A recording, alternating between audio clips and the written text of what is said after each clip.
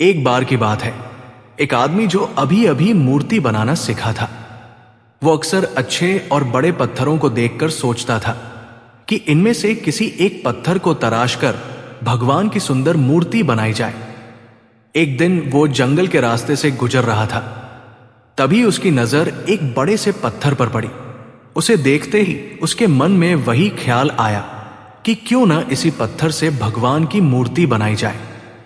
वो तुरंत अपना हथौड़ा और छैनी निकालकर पत्थर के पास बैठ गया और पूरी लगन से उसे तराशने लगा। लेकिन जैसे ही छैनी की पहली चोट पत्थर पर पड़ी, अचानक उसे एक आवाज सुनाई दी, रुको, मुझे बहुत दर्द हो रहा है। वो आदमी घबरा गया। उसने इधर उधर देखा, लेकिन वहां उसके अलावा कोई नहीं था। उसे समझ आ गया कि आवाज उसी पत्थर से आई थी। वो कुछ पल सोचता रहा और फिर वहां से आगे बढ़ गया। थोड़ी दूर जाने के बाद उसे एक और बड़ा पत्थर दिखाई दिया।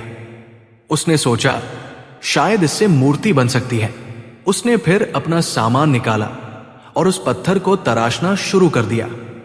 इस बार भी छैनी और हथौड़े की चोटें पत्थर को लग रही थी। दर्द भी हो रहा था, लेकिन पत्थर ने कुछ नहीं कहा। वो हर चोट को चुपचाप सहता रहा। काफी देर तक मेहनत करने के बाद उस आदमी ने उसी पत्थर को एक बेहद सुंदर भगवान की मूर्ति का रूप दे दिया। मूर्ति इतनी खूबसूरत बनी कि उसे देखकर कोई भी उसकी तारीफ किए बिना नहीं रह सकता था। लेकिन मूर्ति बनाने वाला आदमी उसे वही छोड़कर आगे गांव की ओर चला गया। गांव पहुंचने पर उसे पता चला कि वहां एक नया मंदिर बनाया गया है और मंदिर में भगवान की मूर्ति स्थापित करने के लिए मूर्ति की जरूरत है। यह सुनते ही वो आदमी गांव वालों के पास गया और बोला, मैं अभी जंगल में एक बहुत सुंदर भगवान की मूर्ति बनाकर आया हूं। आप लोग वहां जाकर उसे ले आइए और मंदिर में स्थापित कर दीजिए। गांव के कुछ लोग उसके साथ जंगल गए और उस मूर्ति को उठाकर मंदिर में ले आए। पूरे विधि विधान के साथ मूर्ति को मंदिर में स्थापित कर दिया गया। मूर्ति की सुंदरता देखकर गांव वाले बहुत खुश हुए। तभी एक आदमी ने कहा, मूर्ति तो आ गई और मंदिर का काम भी पूरा हो गया, लेकिन पूजा के समय नारियल फोड़ने के लिए एक मजबूत पत्थर की भी जरूरत होगी। मूर्ति बनाने वाला आदमी तुरंत बोला, जिस जगह से तुम ये मूर्ति लेकर आए हो, वहां से थोड़ी दूर आगे जाओगे तो तुम्हें एक बड़ा पत्थर मिल जाएगा। उसे यहां ले आना, उसी पर नारियल फोड़ लेना। गांव वाले उस पत्थर को भी उठाकर मंदिर में ले आए और उसे मूर्ति के सामने रख दिया। अब एक ही जगह पर दो पत्थर थे। एक सुंदर भगवान की मूर्ति बन चुका था और दूसरा नारियल फोड़ने वाला साधारण पत्थर था। रात हुई, मंदिर में सन्नाटा छा गया।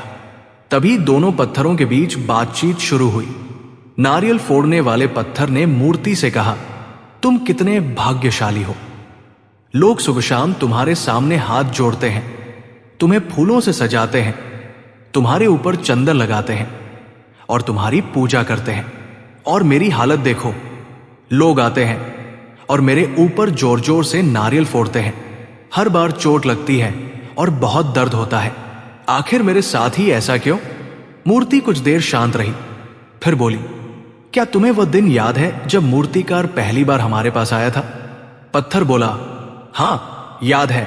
मूर्ति ने कहा, जब उसने पहली चोट तुम्हारे ऊपर मारी थी तब तुमने क्या किया था?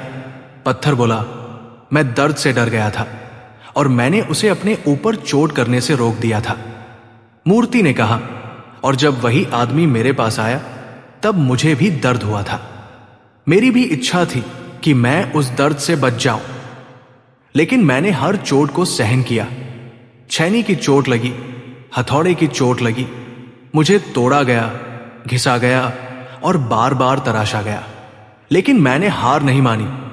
उसी दर्द और संघर्ष ने मुझे आज भगवान की मूर्ति बना दिया। मूर्ति की बात सुनकर वो पत्थर कुछ देर तक चुप रहा।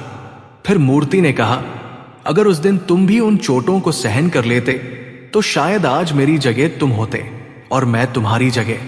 लेकिन तुमने दर्द से बचने का रास्ता चुना और मैंने दर्द को सहने का। आज लोग मेरी पूजा कर रहे हैं और तुम्हारे ऊपर नारियल फोड़ रहे हैं। यही तो जिंदगी की सच्चाई है दोस्तों। हमें अक्सर लगता है कि हमारी जिंदगी में इतनी परेशानियां क्यों हैं, हमें ही इतनी तकलीफ क्यों मिल रही है और हमारे हिस्से में ही इतनी मुश्किलें क्यों आती हैं। लेकिन कई बार वही मुश्किलें हमें उस मुकाम तक पहुंचाने के लिए आती है जहां पहुंचकर हमारी जिंदगी की कीमत बदल जाती है।